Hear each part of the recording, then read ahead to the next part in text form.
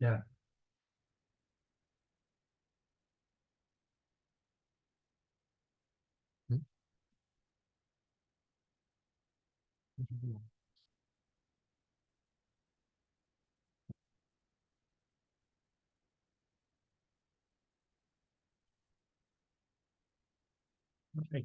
Good afternoon, everyone. Thank you for joining us for our 2024 Suballocated Programs Call for Projects Phase 1 pre-application workshop. We're going to wait just another minute or so, and then we'll go ahead and get started. If you would, please go ahead and enter your name and organization into the chat so that we have a record of everybody that attended today. So again, we'll go ahead and get started here in just a couple minutes. Thanks.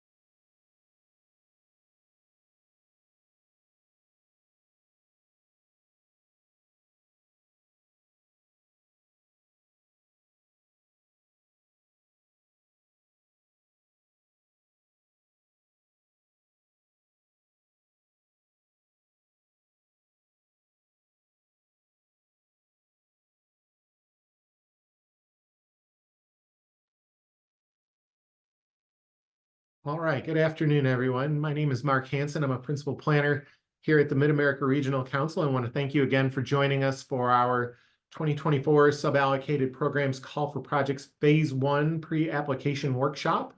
We're very pleased that all of you have joined us this afternoon on a rainy afternoon here in Kansas City to get ready for kind of the first part of our suballocated funding program application. So we'll go through the agenda here briefly. We'll do kind of the welcome and introductions. There are a couple of different people in the room with me here, and there are also a number of other MARC staff members available online as well. So we'll do those quick introductions of MARC staff members.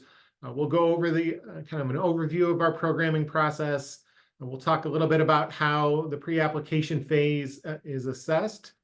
We'll do some highlights of our Connected KC 2050 plan, as well as some of the more prominent policies and procedures and plans that are applicable to the application. But we'll go through those, and we'll also go through kind of the application portal itself, essentially an overview of that, some quick instructions and some tips about working within that portal and things you can and can't do. And we'll also be happy to take any questions you might have. We'll kind of, if you have questions, go ahead and put them in the chat. We're monitoring the chat, and we'll kind of answer them as we come to the end of each kind of section that we're going through. And then we'll also have a period at the end where we provide you an opportunity to ask questions of staff. But at this point, I'll go ahead and ask the MARC staff online in the room here with me. We'll start here in the room. Again, I'm Mark Hansen, Principal Planner here at Mid-America Regional Council, and I'll have to my right introduce himself. Thank you, Mark. Martin Riverola. I'm the Assistant Director of Transportation and Land Use with MARC.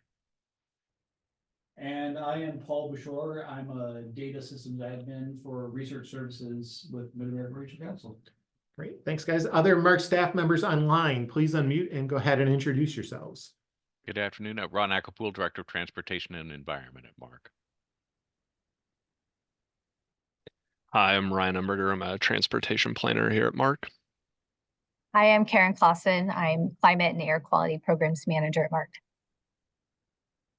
Hi, I'm Selena Zapata-Burr, Principal Planner at MARC. Patrick Truba, Active Transportation Planner at MARC. Good afternoon. Ray Webb with MARC and the Operation Greenlight program. Great. Thanks, everyone. So as you can see, there are a lot of MARC resources available to you during this workshop here online. And of course, we remain available to you throughout kind of the application process as well. So don't feel as though we're abandoning you at any point in the process. We are always available, happy to provide guidance and answer any questions that you might have as you move through kind of the application process. So we'll get started here with the next kind of step of our overview of what all is going on here. So this is a call for projects for 4 separate Federal Highway Administration program funds that are suballocated to the Mid-America Regional Council to determine kind of priorities for those funds. We are doing 4 programs: the Carbon Reduction Program, Congestion Mitigation and Air Quality Program, the Surface Transportation Block Grant Program, and our Transportation Alternatives Program. You can see the amounts available under each of those programs. These amounts are for the period of funding that we are doing. For most of these programs, that is federal fiscal years 2027 and 2028. The only exception to that is the Carbon Reduction Program, where we will be doing programming work for federal fiscal years 2025 through 2028, playing a little bit of catch up on the Carbon Reduction Program, the newest of the programs that are available here. I would also note that all of these funding amounts are based on current year or 2024 suballocations, and they do remain very much subject to change as we move through the process. This can be a lengthy process at times, and so there are periods of time where it will change and the numbers will get refined a little bit. But right now, these are pretty good estimates for us to work off of. I would note the Surface Transportation Block Grant Program is the largest of the 3, considerably higher than the other programs. But all told, we are roughly programming here $150 million worth of suballocated funds. So a very large programming round for us to be working through. Of the 4 programs, 2 of them, the CMAQ program and the Surface Transportation Block Grant Program, have some funding kind of taken off of the top. Those funding amounts have been approved by both the Total Transportation Policy Committee and the MARC Board of Directors as they authorized this call for projects. So while total CMAQ funding anticipated is $5.6 million in Kansas and $6.2 million in Missouri over the 2-year period, there are 3 projects, the MARC regional projects, that get taken off of the top. They total $1.14 million in each state, which reduces down the amount available for other projects to $4.46 million in Kansas and just better than $5 million in Missouri.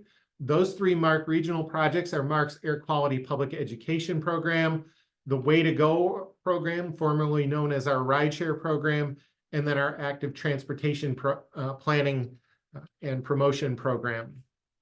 Same thing with the Surface Transportation Block Grant Program. There is money taken off of the top. That is for kind of ongoing operating for Operation Greenlight, our regional traffic signal synchronization program. You can see the amounts there, $780,000 in Kansas and $1.8 million for Missouri, which reduces down our STBG amounts to $29.2 million in Kansas and $65.4 million in Missouri. We program or kind of determine funding allocations here at Mid-America Regional Council using a 2-step process. We are in the first phase. This is what we kind of determined to be the pre-application phase. This is an assessment by our planning and policy committees. There is no kind of evaluation score tied to this. There are kind of judgments made about the alignment status of each of the project proposals, about how well they align with various plans and policies, those being mainly Connected KC 2050, our Metropolitan Transportation Plan, and other policies and plans such as the congestion management process, the Complete Streets policy, and various climate and air quality plans that are adopted in the region. When we finish with phase 1, following kind of all of the work that goes on with that, we will open phase 2, which is the more traditional technical application. This is a much more data-driven application and does result in an evaluation score that is used by our programming committees as they determine funding allocations. That process will kind of take place through the summer and into the fall. I would note both of these phases are required for consideration.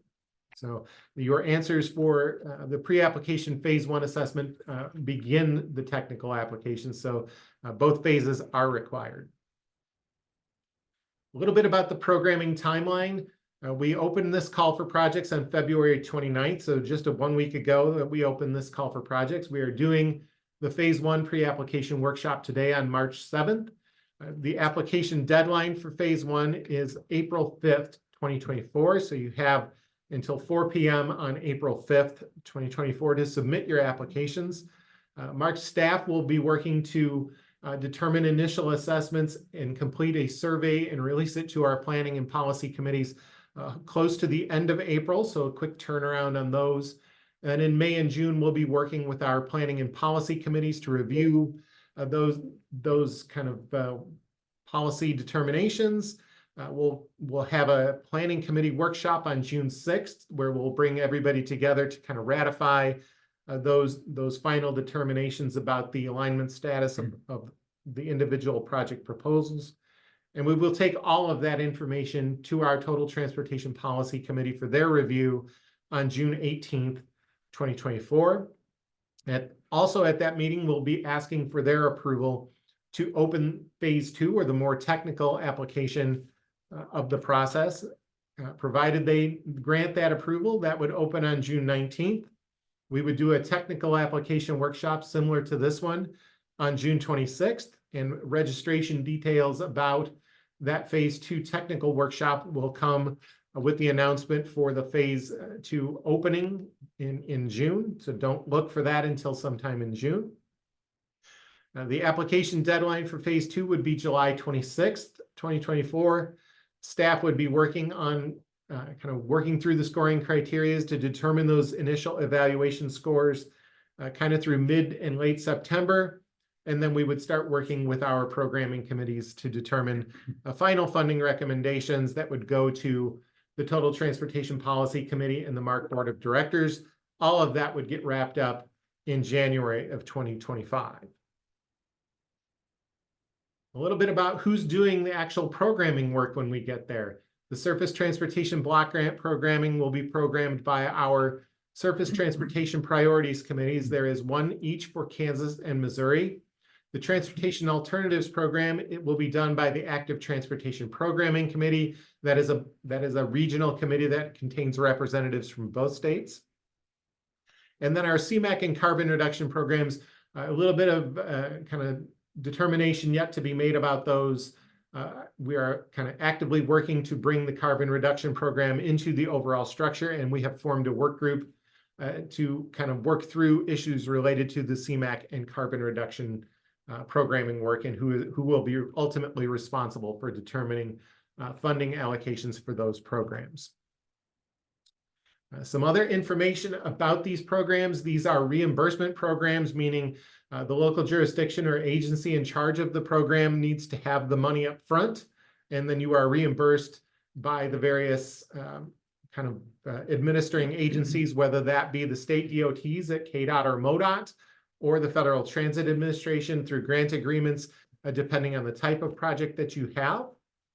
MARC does charge a 1% fee on the amount of federal funds awarded. Those funds will be invoiced and are payable in 2025. They are not coming out of the federal award awarded to you, so they're not part of your project award. They should be kind of non-federal funds that are paid equal to 1% of the amount you were awarded. Those dollars are then turned around and used to match federal planning funds in the region. So they provide benefits across the region as well. I'm going to stop there as we head into the next section, the pre-application assessment project, and check to see if there are any questions in the chat. Selena, any questions? No questions. All right, and at this time, I will turn the presentation over to Martin Riverola, who will talk about kind of our pre-application assessment process. Thank you, Mark. I appreciate that. So I will be spending a few minutes talking about the goals that we have set for ourselves in this pre-application process. The first part of this important process. Also, ending with what are the desired outcomes that we have set for ourselves at the conclusion of the pre-application.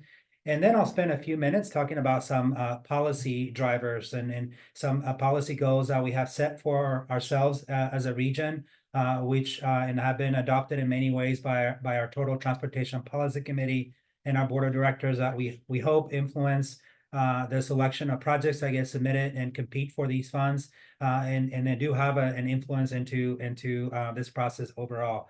And then I'll wrap up with some review of our website and some from our Connected KC 2050 website, which does include a wealth of resources that will be useful to you as you're putting your applications together, and with some tips for the application. First, this first step is a process that's been in place now for a couple of cycles. It was set up to try to strengthen the quality of the project submissions that are made, and also to strengthen the alignment for those projects which are competing with these regional suballocated funds with the regional vision and the goals that we have set for ourselves in our long-range transportation plan, Connected KC 2050, and other policy documents as well.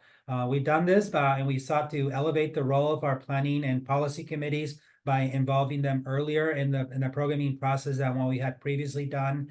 We do want to reinforce conformance of our roadway and highway modernization and capacity projects with various policies that have been adopted by our board of directors. Policies like the Complete Streets policy, congestion management process policy, and other key policies.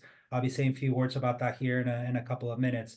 And then also we are looking to find a way that we can have as staff and as committee members and stakeholders that can actually provide guidance and project enhancement tips to project sponsors as you are submitting your applications in the second round. So I'll be saying a few more words about that here in a second. So the application questionnaire that is out and open now for folks that are interested in filling out an application does ask a set of questions to provide some information about the scope of the project. These are mainly focused on the major policy elements that we have in our transportation plan in Connected KC 2050. Once we close the application process, we're going to do a few things at the staff level. We're going to be looking at how well these projects conform with various policies that we have in our transportation plan, Connected KC 2050. So we'll be looking at whether or not they conform with the policies. Maybe another way of saying that is, are these projects not in violation of any of these policies? But briefly, and I'll have a few more words to say about each one of these a little bit later, our congestion management process policy, major river crossing, complete streets, green infrastructure framework, and various plans that inform this work. We will also be reviewing the degree to which each submitted project advances strategies that are included or we seek to advance in our transportation efforts. So I'll review those as well. So we'll be evaluating that and documenting how many of these strategies are being advanced by each project submitted. Once we conclude that staff evaluation, we're going to share the results of our assessment with our planning modal committees. And we will be checking with them on whether they concur with the results of the staff assessment or not, or whether they have any additional thoughts on the results of the staff assessment and also on the project themselves as have been submitted. We will be seeking input from our planning policy committees, and I'll say a word about who they are here in a second, on any potential project improvement recommendation and comments, and we'll have some discussions with the committees themselves. As an outcome of this process, once we wrap up, we hope to be able to put the projects into 3 different buckets, whether these projects that are submitted, each one of those, whether they are in high alignment with the transportation plan or in alignment with a transportation plan or not in alignment with a transportation plan. Our goal is that we have all of the projects submitted in the first 2 buckets, and very few, if any, on the 3rd bucket. And if we do have projects in the 3rd bucket, that there's a way that we can provide some tips to move it off the not aligned category into the aligned ones. That determination of whether projects are aligned or highly aligned or not aligned are going to be based mainly on 3 things. Whether these projects are in conformance with our different applicable policies that I just mentioned, and I'll see a few more words about that here in a second. that whether these projects are included in the various projects listing, whether the project is included already in our transportation plan, or whether it's a supporting program in our transportation plan. And also the degree to which each submitted project advances strategies that are listed in our transportation plan. So you will want to look at your projects that you're submitted and making a good assessment of how many of these strategies that you're advancing. Make sure you claim credit for those, so we can adequately evaluate those as we're wrapping up our assessment. And as a final outcome, that we'll be seeking to provide some recommendations to project sponsors for improvements to the projects as the second phase over the summer rolls around. So I'll be now pivoting to the regional policy considerations that influence this work. But maybe before doing so, I'll check again with Selena to see if there's any questions about our process for the pre-application. No questions so far. All right, thank you. So what are the policy drivers that influence this work and the evaluation of projects, and then we hope have an influence in the projects that are submitted to compete for these funds? The first thing that we look at is our long-range Metropolitan Transportation Plan, which is connected KC 2050. This is a long-range plan for the Kansas City region, which establishes a regional vision for our transportation system, which develops policies and identifies strategies for implementing that vision, and which ultimately identifies regionally significant projects that correspond with that vision. So we rely on these in order to conduct our assessment of the first phase. So at a glance, we categorize our goals and objectives of a transportation plan into things that we want. These are the policy goals that we have in our transportation plan. And the things that we will do to get there. These are the overlying and overarching strategies that we'll seek to achieve through our investments in the Kansas City region. So generally, we want access to opportunity. We want a safe and a healthy system, or a system that drives public health. We want a healthy environment. We want choices in our transportation system. And we want a system that promotes economic development and leads to the efficient movement of people and goods. The overarching strategies that we seek to implement through our investments is a focus on our centers and our activity centers in our region and the corridors that connect them. We seek to promote climate protection and resilience. We're always looking to find new funding sources through our investments, and we seek to prioritize those because we know we have limited resources to implement our transportation projects. We are looking for projects that achieve the yield the most bang for our buck, and that can address multiple of the goals that we have in our transportation plan. And we also want to leverage data and technology through our investments. We are looking for, and we have a complete streets policy at the MARC level adopted by our board of directors. This policy supports a vision of a transportation system that meets the needs of all users and of all ages and of all abilities and users of all modes. We know that complete streets, our streets provide economic benefits that improve public safety, promote good health through active transportation modes that enhance environmental quality, and that support the integration of green street concepts. Our complete streets policy does have a few requirements in it.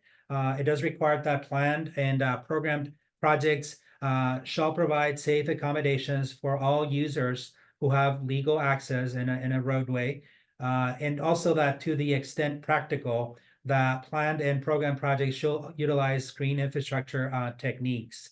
This is a policy that applies to all MARC planning activities that involve the public right-of-way and all activities conducted by MARC to program federal funds. And I'll refer you to where this policy can be found online if you'd like to see any more information on that.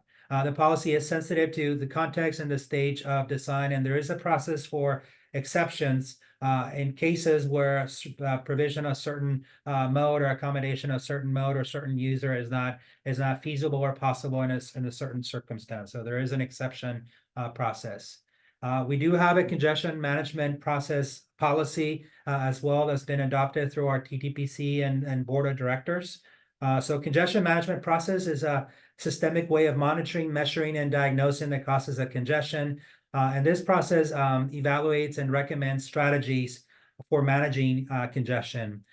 In a few words, our policy requires that prior to a single occupant vehicle capacity project, that a congestion mitigation analysis be conducted. So prior to simply adding lanes to a roadway, it requires an analysis of that congestion. If that congestion identifies that analysis identifies that congestion currently exists in a corridor, then it requires an exploration, consideration of travel demand reduction and operational strategies. So what are those things? Those are things like public transit, bicycle pedestrian infrastructure, express toll lanes in the case of major highway projects, compact land use, parking strategies, and a large range of other strategies as well. If this analysis finds that the demand management and operational strategies alone cannot mitigate existing congestion, then the single occupant vehicle capacity may be supplemented to the project. The travel demand and operational strategies must be incorporated into the project development with a commitment to implementation. So that is our congestion management process. A few years ago in 2021, we adopted at the board of directors a climate action plan, which in a few words sets a goal to achieve reduction in greenhouse gas emissions from various sectors, but including our transportation sector.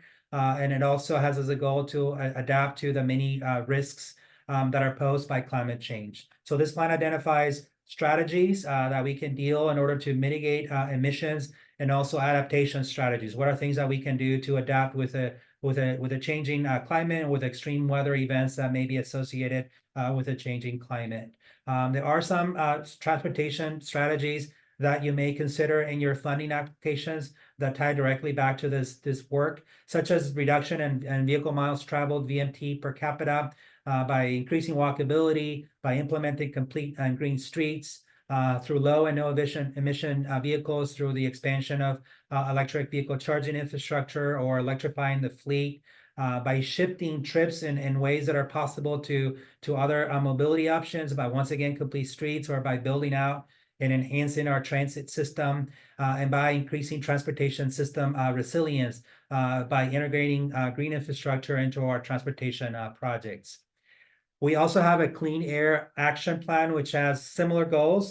This one is mostly focused on air quality standards, or maintaining health-based air quality standards for ground level ozone. And there are some strategies as well there that there's a lot of overlap, frankly, with a lot of other plans that I have mentioned. But reduction of diesel emissions, perhaps a little bit differently in this case, traffic signal coordination, and other strategies, which also tie directly back to our climate clean air action plan.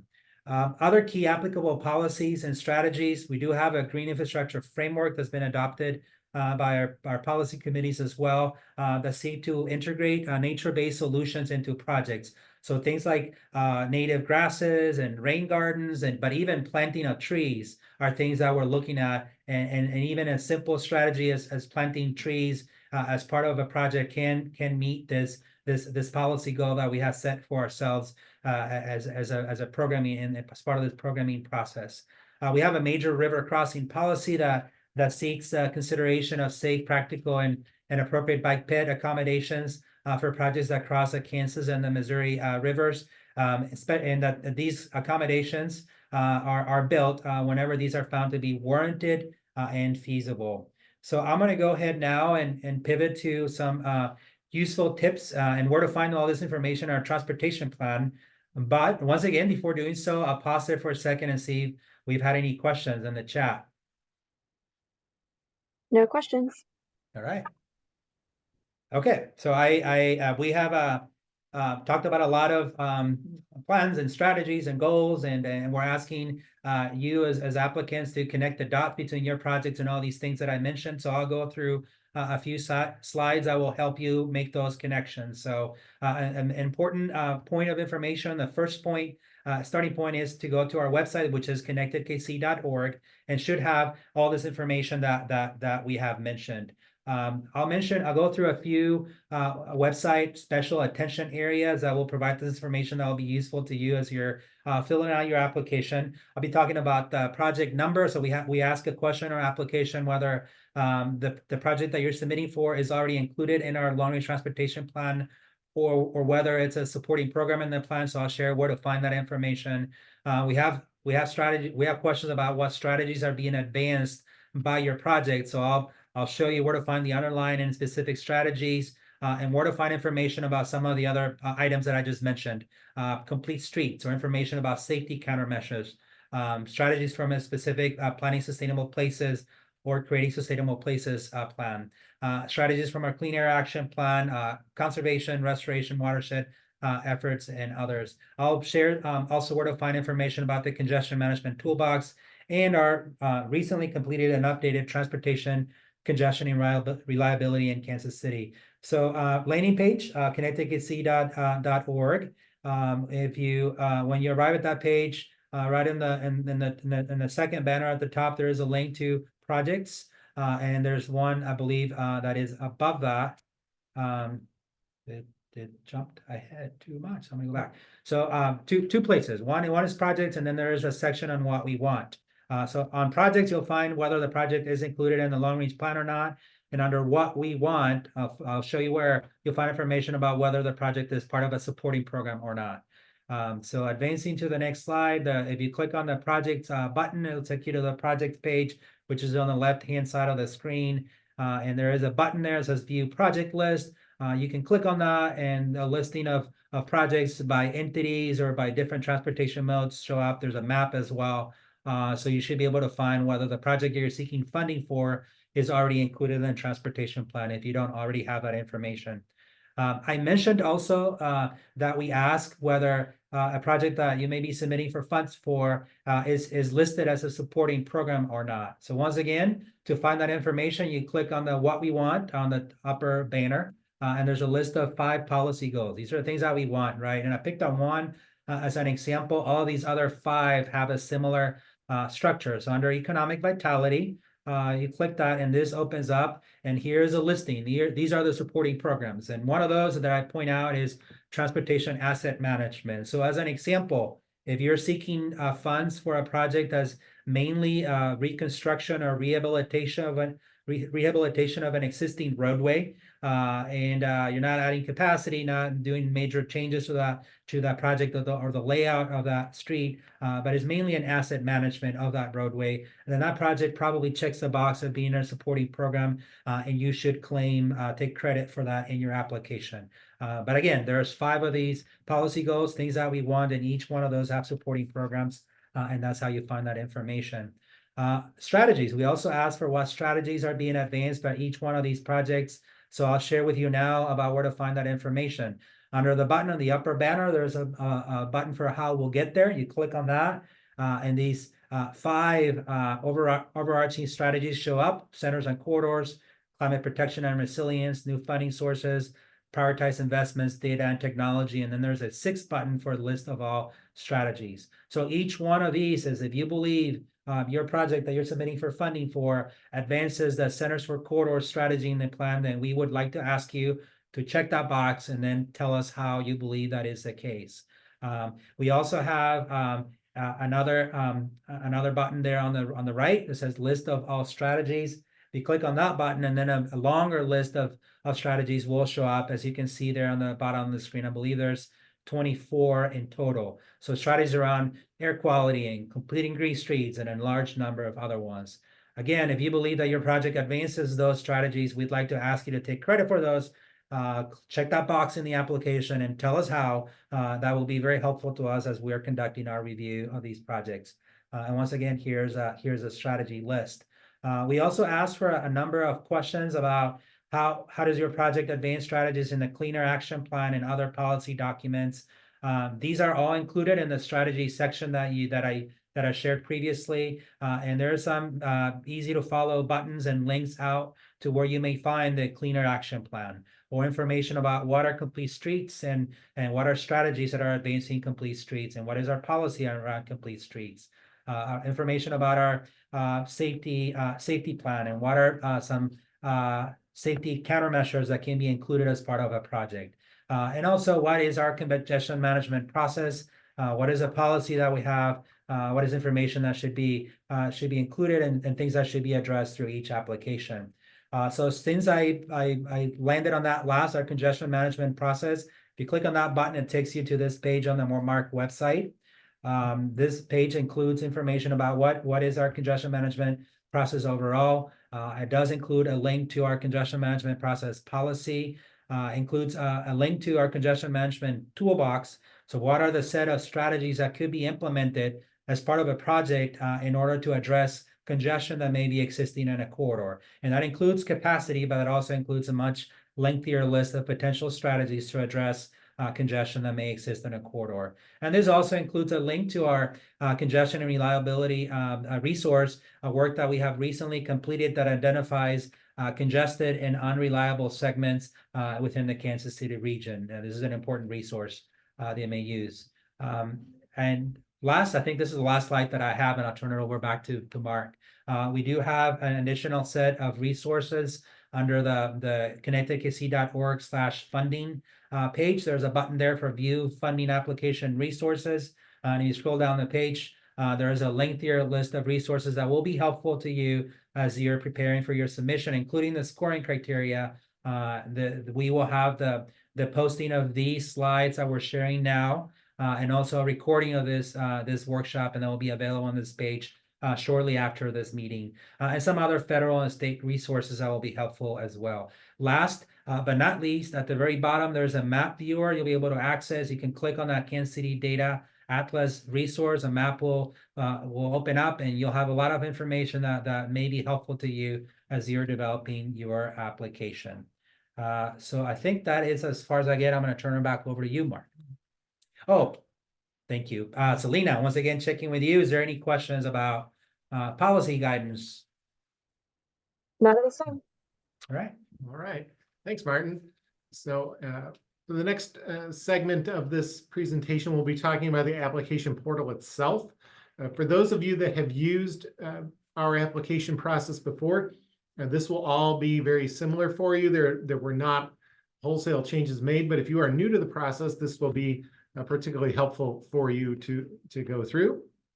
Again, kind of the jumping off point for all of the process here is that connectedkc.org/funding page. That is kind of your entry point into the process and does allow you to reach the project application portal there. Its location is circled there. It's right underneath kind of the schedule for the pre-application and initial screening, as well as the full technical application and evaluation as well. Once you click on that, you will be asked to create a registration. This is unique to you. Anything that you do as under this application, you will have access to it. You and you alone will have access to it. So if you create a project, you have access to that. No one else does. You are free as you choose to share these credentials among other staff members at your agency if you'd like to review, but I would caution you, only one person should be in the application under a credential at any given time. Last time we did this, we had some folks run into some issues where multiple people were in the application at the same time under the same credential, and essentially they were overwriting each other's work every time a change was made. So do caution you about that, but you are welcome to share this credential as you see fit if you'd like other people to review kind of what you're doing or edit things as you're going. But again, caution you that only one at a time is advised. Otherwise, you do tend to run the risk of causing some problems. If at some point you should forget your password, there is a button there in the bottom left that will allow you to reset that password quickly and efficiently and get you back to working within your application. I would also note, again, on this particular screen, the button is in the bottom left corner as well, the report issue button. Should you have any issues whatsoever within the application, please do use that button. That is the most efficient way for you to get help through MARC. It goes directly to the people who can answer the technical application questions. If it is something more policy related, we can easily determine those and ship those out to the right people. But it is the best place for you to do reporting of any problem that you might have. While I'm happy, and the rest of Mark's staff is happy to take questions, if you have questions about the application itself and they're kind of within the application, do use that application report issue button, as it is the best way for you to get help with your application.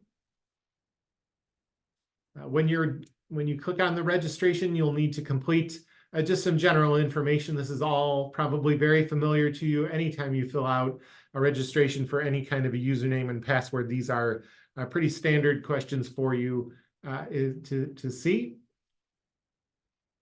Once you've done that, you'll use your username and password to log into the system and get started completing the application.